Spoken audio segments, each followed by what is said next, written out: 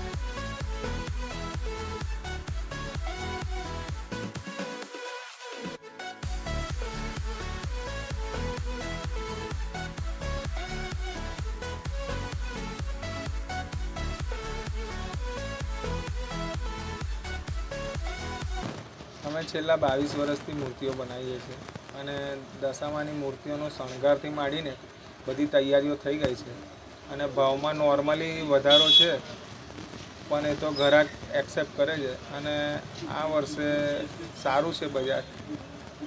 ક્યારે છે દશામાનું વ્રત 4 તારીખ અને 8મા મહિનામાં છે, લગભગ અઠવાડિયું બાકી છે, શનિ રવિવારે સ્થાપન થઈ જશે। જય દશામાં અમે છે ને 15-16 વર્ષથી દશામાની તૈયારી કરીએ છીએ। બધા મૂર્તિ શણગારીએ છીએ, તૈયારી કરે છે ઓર 4 તારીખે છે ને દશામાનું વ્રત આવવાની તૈયારી છે।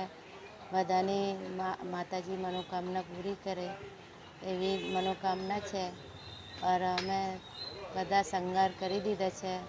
તમે આવો, માતાજીનો દર્શન કરો, લેવા આવો એવું મારી અરદાસ છે।